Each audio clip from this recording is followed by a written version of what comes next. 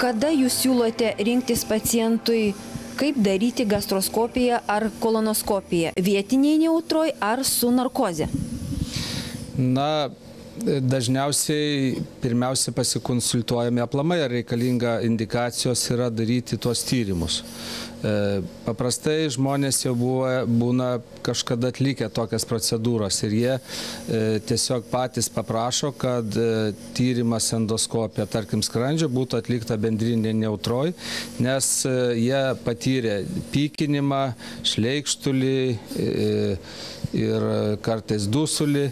Bet pokalbio metu kartais mes ir patys pasiūlom daryti endoskopiją, nes iš žmogaus pokalbio elgsenos suprantam, kad ta procedūra bus ganėtinai sunku atlikti. Dėl to, kad kartais atliekant žmogų ir pykina, atsiranda lyg dusulys, jis patiria didelį diskomfortą, stresą ir, tarkim, paaugliams tokią procedūrą idealus variantas atlikti narkozėje.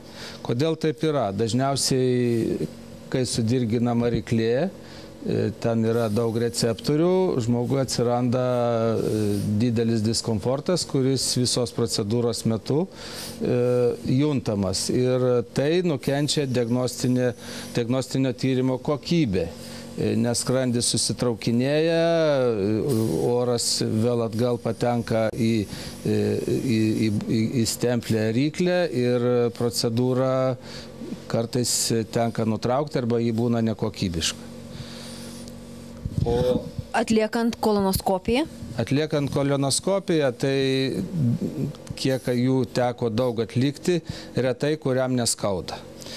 Todėl, kad žarna nėra tiesus vamzdis, yra įvairūs linkiai ir ta anatomija kartais vyresnio amžiaus žmonėm pasikeičia dėl pasaitų laisvumo. Tai aš manyčiau, kad toks tyrimas turėtų būti atliekamas tik bendrinėje neutroje.